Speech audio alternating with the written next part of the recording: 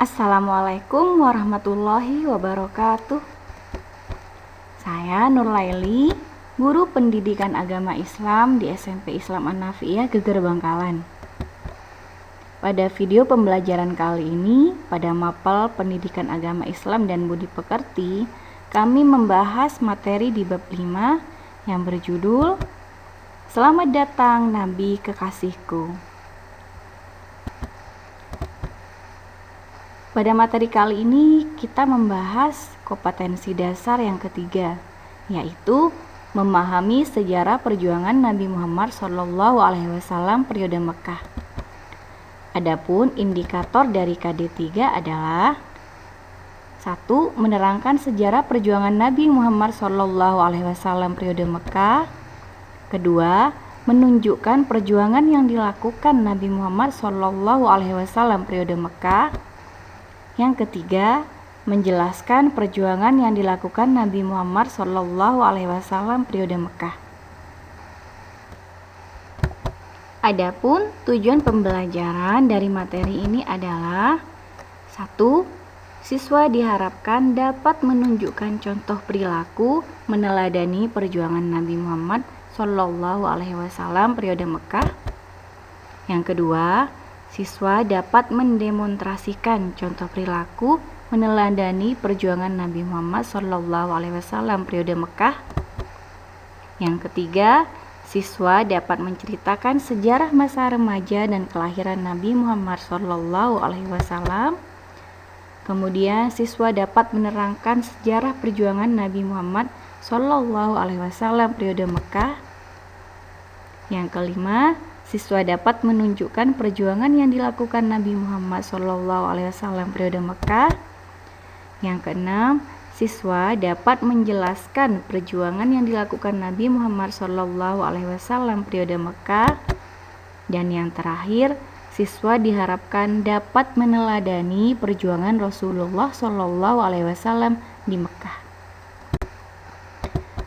Adapun materi pembelajaran pada materi kali ini adalah Nabi Muhammad SAW diangkat menjadi Rasul, dan yang kedua, dakwah Nabi Muhammad SAW di Mekah. Sekarang kita akan memasuki materi, yaitu tentang diangkatnya Nabi Muhammad sebagai Rasul. Ada beberapa hal yang dilakukan oleh Rasulullah sebelum bi'tsah atau sebelum beliau diangkat menjadi nabi. Apa itu? Yaitu Rasulullah melakukan ikhtila atau uzlah. Apa ikhtila atau uzlah? Ikhtila atau uzlah itu artinya menyendiri. Rasulullah melakukan program menyendiri di Gua Hira, menyendiri dari keramaian untuk melakukan peribadatan, tafakur, tahanus kepada Allah Subhanahu wa Ta'ala. Penyebabnya adalah kenapa beliau melakukan uzlah dari keramaian sehingga harus sampai menyendiri di Gua Hira. Satu-satunya penyebab adalah beliau sangat prihatin dan merenungi sedih atas kondisi masyarakat Mekah yang sudah sangat jauh menyimpang dari ajaran Nabi Ibrahim. Masyarakat Mekah pada saat itu sudah sangat jauh dari ajaran-ajaran agama yang dibawa oleh Nabi Ibrahim. Mereka menyembah berhala, membuat berhala dan menyembah berhala itu sendiri, berjudi, mabuk-mabukan, membunuh anak perempuan, berzina, dan hal-hal buruk lainnya. Kondisi masyarakat yang seperti ini membuat Rasulullah sangat sedih dan melakukan uzlah untuk berfikir, bertafakur kepada Allah, konsentrasi akan dirinya kepada Allah untuk mencari solusi, mendapatkan ketentraman dan ketenangan jiwanya beliau. Ibroh dari uzlah sebelum bi'tsah adalah uzlah ini memiliki makna dan urgensi yang sangat besar, yaitu bahwa seorang mukmin tidak akan sempurna imannya betapapun ia memiliki akhlak-akhlak yang mulia dan melaksanakan semua ibadah sebelum menyempurnakannya dengan waktu-waktu uzlah atau khulwat untuk mengadili diri sendiri, merasakan pengawasan Allah, dan merenungkan fenomena-fenomena alam semesta yang menjadi bukti kekuasaan Allah. Karena hal ini dapat menambah keimanan, kepercayaan, ketaatan, dan ketakwaan kepada Allah Subhanahu wa Ta'ala. Karena dengan melakukan program uzlah, kita akan bisa menjalani kehidupan yang lebih baik ke depannya melalui program pembersihan diri. Karena dalam program uzlah ini kita bisa merasakan bahwa diri kita hanya benar-benar diawasi oleh Allah Subhanahu wa Ta'ala.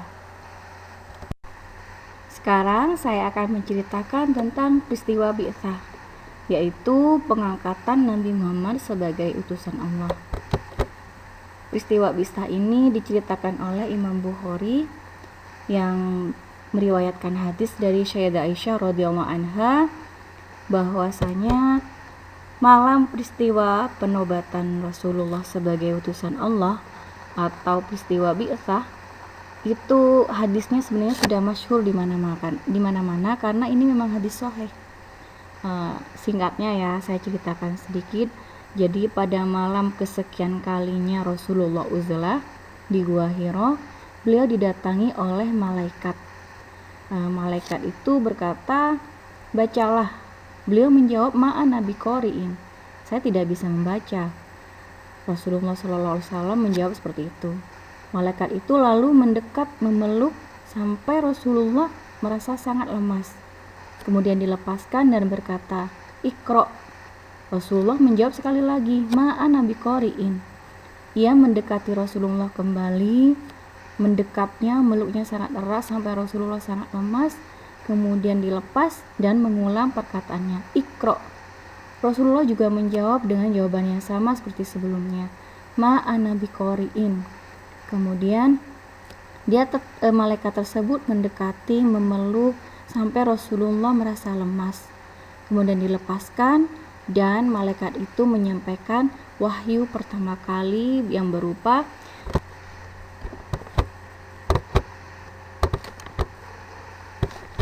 surat Al-Alaq ayat 1-5 yang berbunyi, Bismillahirrahmanirrahim. Iqra bismi rabbikal ladzi khalaq, khalaqal insana min 'alaq, Iqra wa rabbukal akram, alladzi 'allama bil qalam, 'allamal insana ma lam ya'lam. Shadaqallahul 'azim. Setelah dibacakan ayat ini oleh malaikat, Rasulullah semakin takut, khawatir, terkejut, dan gemetaran. Beliau langsung pulang, kemudian disambut Khadijah dengan keadaan yang mencemaskan. Rasulullah kemudian menceritakan kepada Sayyidah Khadijah peristiwa yang menimpa beliau. Lalu beliau mengatakan khawatir jangan-jangan beliau sedang diganggu oleh makhluk halus atau jin seperti itu. Kemudian hal itu dibantah atau disanggah oleh Sayyidah Khadijah. "Tidak," jawab Sayyidah Khadijah, "demi Allah, Allah sama sekali tidak akan membuat Anda kecewa. Anda adalah orang yang suka menyambung tali silaturahmi, suka menolong orang yang susah, selalu menghormati tamu, membela orang yang berdiri di atas kebenaran." Jadi Khadijah tidak percaya bahwa orang yang berkepribadian seperti Rasulullah akan diganggu oleh makhluk halus seperti jin dan lain sebagainya. Kemudian Khadijah mengajak Rasulullah SAW menemui Waraqah bin Naufal. Beliau adalah paman dari Khadijah. Waraqah bin Naufal ini adalah pada masa jahiliyah dia memeluk agama Nasrani. Ia dapat menulis dalam huruf Ibrani, bahkan pernah menulis bagian-bagian dari Injil dalam bahasa Ibrani. Ia juga seorang yang sudah lanjut usia dan telah kehilangan penglihatan.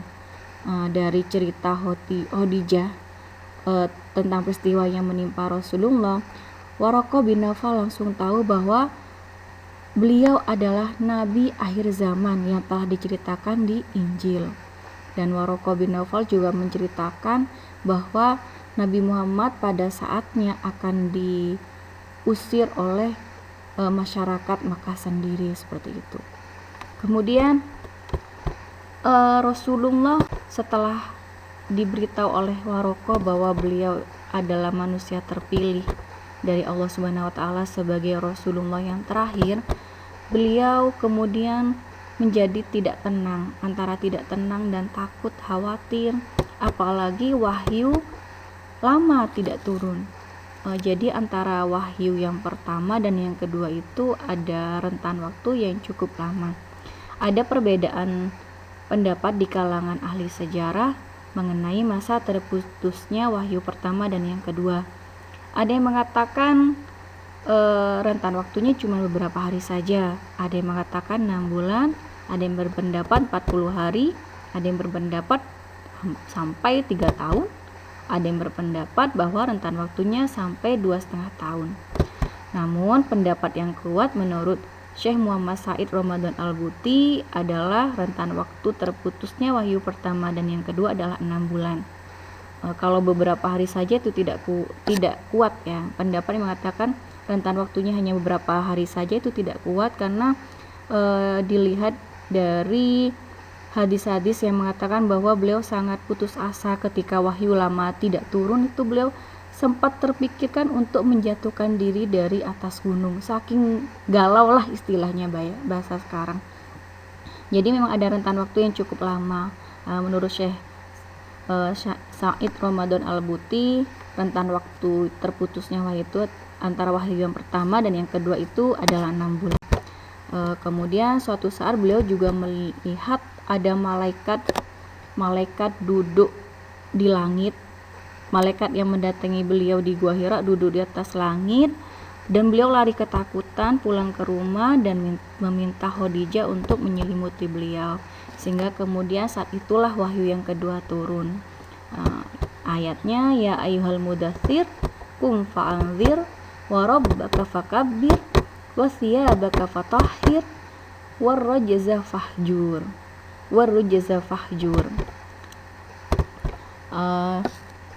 Demikianlah ayat kedua turun kepada Rasulullah Shallallahu Alaihi Wasallam. Setelah ayat kedua turun, ayat berikutnya turun secara kontinu dan memberi petunjuk kepada Rasulullah secara terus-menerus. Kemudian tahapan dakwah Islamiyah yang dilakukan Rasulullah itu ada 3 tahapan. Pertama, dakwah secara rahasia yang berlangsung selama 3 tahun. Kedua, dakwah secara terang-terangan dengan menggunakan lisan tanpa senjata sampai peristiwa hijrah ke Yathrib. Yang ketiga, dakwah secara terang-terangan dengan melawan kepada orang-orang yang menghadang dakwah Islam. Namun pada pembahasan materi kali ini kita hanya akan membahas dakwah Rasulullah periode Mekah. Jadi saya nanti akan membahas tahapan dakwah pertama dan yang kedua saja. Karena tahapan dakwah yang nomor 3 ini itu dilakukan oleh Rasulullah setelah beliau melakukan hijrah ke Yathrib atau Madinah, seperti itu. Kemudian dakwah secara rahasia atau secara sirri. Ini adalah tahapan dakwah pertama yang dilakukan oleh Rasulullah dan ini berlangsung selama 3 tahun. Sekarang kita bahas kenapa Rasulullah melakukan dakwah Islamiyah secara sembunyi-sembunyi. Apakah Rasulullah takut? Kenapa Rasulullah tidak berani terang-terangan dari sejak awal? Apakah takut, khawatir, malas, tidak mau bekerja keras? Ternyata penyebab dakwahnya itu ada 2. Pertama, memang ilham dari Allah sendiri kepada Rasulullah untuk melakukan dakwah secara sembunyi-sembunyi untuk pertama kali, pertama kalinya seperti itu. Karena Rasulullah jika langsung terbuka itu khawatir justru memancing kepada kebinasaan dakwah itu sendiri. Dan yang kedua itu adalah politik syariah. Maksudnya politik syariah adalah itu pola pikir Rasulullah sebagai imam atau sebagai pemimpin umat Islam yang dipilih oleh Allah. Beliau harus memikirkan bagaimana keberlangsungan umatnya dan dakwah Islam itu harus sampai seterusnya, tidak boleh putus di tahapan pertama.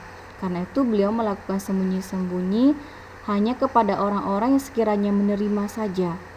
pada kerabat, sahabat, atau orang-orang lain luar yang gampang menerima dakwah Islam. Karena kalau langsung terang-terangan itu seperti yang kata saya tadi, itu justru memancing kepada terputusnya dakwah Islam itu sendiri.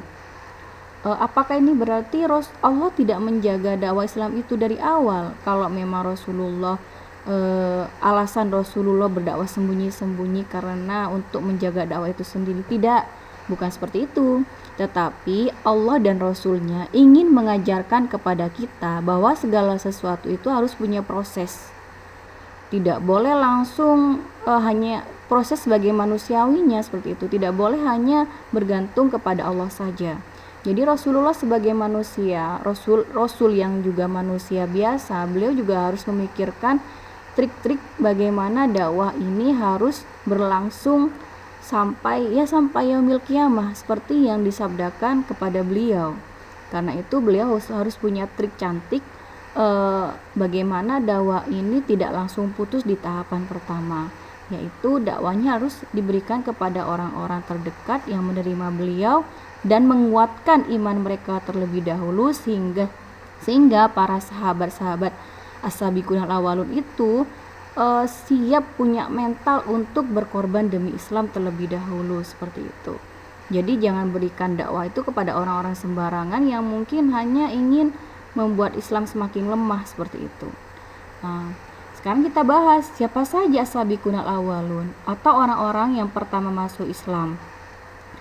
Pada tahapan pertama, orang-orang, kalau saya bicara as-sabiqunal awwalun sebenarnya banyak definisi panjang. Jadi saya panjang ya definisinya sabiqunal awwalun, karena ada yang mengatakan bahkan sampai ke periode Madinah juga ada yang menyebut itu termasuk as-sabiqunal awwalun. Jadi saya mengatakan lebih baik saya menyebut istilah orang-orang yang pertama masuk Islam pada tahapan pertama, yaitu pada dakwah sirriyah itu ya.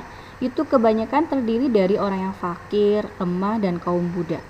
Ini kok kayaknya ini ya, Islam diawali dari orang-orang yang lemah, tapi ternyata ini hikmahnya banyak. Apa rahasianya? Apa hikmahnya? Apa rahasia tegaknya daulah Islamiyah di atas pilar-pilar yang terbentuk dari orang-orang yang seperti mereka? Jawabannya adalah fenomena ini merupakan hasil alamiah dari dakwah para nabi-nabi pada nabi-nabi terdahulu, seperti pada nabi sebelumnya, Nabi Nuh, Nabi Musa, dan Nabi Saleh. Ini juga menandakan bahwa hakikat agama yang dibawa oleh semua nabi dan rasul menolak kekuasaan dan pemerintahan selain Allah dan menegaskan kekuasaan Allah serta lemahnya kekuasaan manusia, meskipun dia seorang raja, bahkan ada yang mengaku Tuhan. Kemudian sekarang tahapan dakwah secara terang-terangan dengan menggunakan lisan tanpa senjata. Dan ini terjadi sampai Rasulullah dan sahabat-sahabatnya hijrah ke Yathrib. Ayat yang memerintahkan Rasulullah untuk berdakwah secara terang-terangan yaitu terdapat pada Quran surat Al-Hijr ayat 94. Bismillahirrahmanirrahim. Fasda' bima tu'mar wa'rid 'anil musyrikin. Maka sampaikanlah wahai Muhammad secara terang-terangan segala apa yang diperintahkan kepadamu dan berpalinglah dari orang yang musyrik. Nah, setelah beliau diperintahkan untuk berdakwah secara terang-terangan, tentu saja beliau berani keluar untuk menyampaikan dakwahnya kepada halayak ramai. Begitu pula sahabat-sahabat beliau yang sudah terlebih dahulu mengikuti ajaran Islam. Beliau dan para sahabatnya berdakwah kemana-mana secara umum. Namun yang dihadapi oleh beliau itu tantangannya sangat luar biasa. Banyak sekali cobaan dan godaan yang dihadapi oleh Rasulullah ketika melaksanakan dakwah secara terang-terangan. Jelas sekali karena orang-orang kafir Quraisy yang banyak yang tidak menerima ajaran Rasulullah SAW. Penyebabnya banyak. Salah satunya karena mereka para kafir Quraisy itu tidak ingin menjadikan Nabi sebagai pemimpin. Ada faktor relasi keluarga juga sebenarnya di situ, dan ini kalau diceritakan bisa sangat panjang.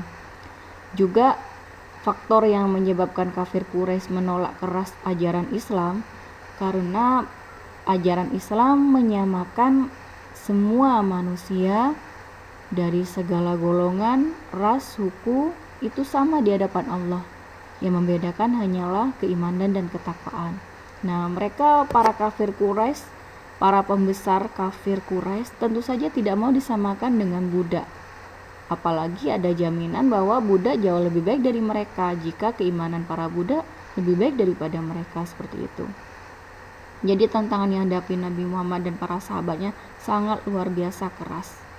Ini saya dapat menyimpulkan ada 4 tantangan yang sangat besar, dan ini saya juga membaca di Sirah Nabawiyah karya Dr. Muhammad Said Ramadan Al-Buti, ulama Syuriah ya. Pertama yang dihadapi beliau adalah penyiksaan. Beliau sendiri menghadapi penyiksaan ketika beliau berdakwah ke Taif. Beliau juga waktu mau berdakwah di hadapan Ka'bah itu dilempari oleh orang-orang kafir, dilempari batu dan dilindungi oleh sahabat-sahabat yang lain. Sahabat-sahabat juga banyak yang disiksa.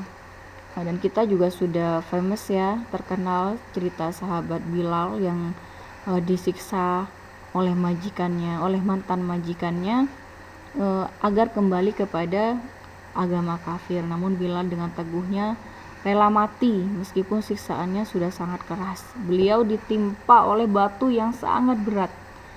Kemudian hadiah dari Allah secara langsung kepada Bilal di dunia adalah Abu Bakar datang menolongnya, membebaskannya dari budak menjadi manusia merdeka, dan insya Allah di akhirat Bilal termasuk ahli jannah. Jadi tapi tidak hanya Bilal yang mendapatkan perlakuan penyiksaan yang sangat keras, keluarga Ammar bin Yasir dan banyak sekali sahabat-sahabat lainnya yang mendapatkan penyiksaan yang keras dari para pembesar Mekah, pembesar kafir Quraisy Mekah. Kemudian ada peristiwa besar lagi, tantangan yang dihadapi Nabi, yaitu siasat perundingan yang dilakukan oleh orang-orang kafir kepada Nabi Muhammad. Perundingan apa yang dimaksud? Jadi Nabi Muhammad itu ditawari tahta, harta, kekuasaan, dan dianggap Nabi Muhammad juga dianggap gila dan akan diobati dengan biaya yang gratis seperti itu oleh orang kafir. Tapi Rasulullah menolak semua siasat perundingan tersebut karena Rasulullah memang sama sekali tidak menginginkan harta, tahta, kekuasaan, kemuliaan di hadapan manusia, tidak. Jadi Rasulullah memang benar-benar ingin murni karena diutus oleh Allah sebagai penyampai risalah. Untuk waktu itu Utbah waktu itu kafir Quraisy mengutus Abul Walid atau Utbah bin Rabi'ah untuk memberi tawaran kepada Rasulullah berupa harta, tahta, pengobatan. Namun Rasulullah menjawab semua rundingan tersebut dengan membacakan Quran surat Al-Fussilat ayat 13. Bismillahirrahmanirrahim. Hamim tanzilum minarrahmanirrahim. Kitabun fussilat ayatuhu Qur'anan Arabiyyan liqaumi ya'lamun ila akhirih. Setelah Utbah mendengar ayat tersebut, Utbah langsung tersentuh hatinya dan tahu bahwa ayat yang dibawa Rasulullah bukan sihir, Rasulullah tidak ada di bawah pengaruh sihir, seperti itu. Jadi siasat perundingan itu dapat diatasi oleh Rasulullah sendiri dengan bantuan Allah Subhanahu wa taala. Kemudian setelah dirunding, disiksa, tapi justru Rasulullah dan pengikutnya semakin tebal imannya, malah justru pengikut Rasulullah semakin bertambah. Akhirnya kafir Quraisy mengadakan pemboikotan ekonomi. Sebenarnya tidak hanya ekonomi tapi juga sosial, karena tidak hanya ekonominya yang diputus tapi juga hubungan sosialnya, seperti tidak boleh menikah, tidak boleh saling sapa, seperti itu. Itu dilakukan oleh kafir Quraisy kepada umat muslim di Mekah saat itu. Dan pemboikotan ini berlangsung selama 3 tahun. Meskipun ada riwayat Musa bin Uqbah mengatakan bahwa ini berlangsung hanya 2 tahun saja, seperti itu. Tetapi pendapat yang kuat mengatakan bahwa pemboikotan ini terjadi selama kurang lebih 3 tahun. Saat pemboikotan ini terjadi, umat muslim Mekah benar-benar menderita, karena bagaimana tidak, mereka kelaparan, kekurangan bahan makanan, tidak bisa bertemu dengan keluarganya. Jadi ada penderitaan lahir, batin, juga penderitaan emosional seperti itu. Umat muslim saat itu benar-benar menderita sekali.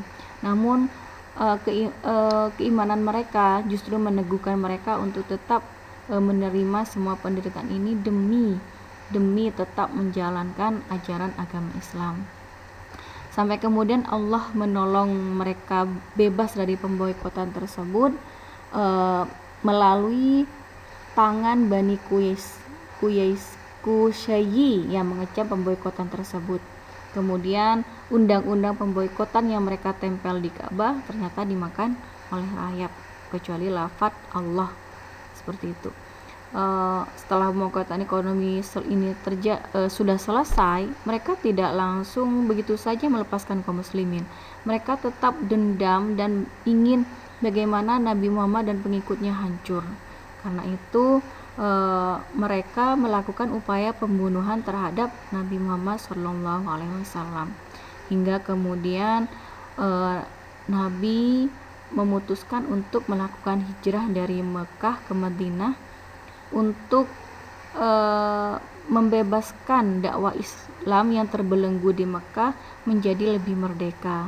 Apalagi Rasulullah tahu bahwa warga atau masyarakat Madinah sangat merindukan kehadiran Rasulullah dan siap menyambut Rasulullah dan para sahabatnya untuk berjuang bersama-sama menegakkan agama Islam. Karena itu setelah 10 tahun Rasulullah dikecam,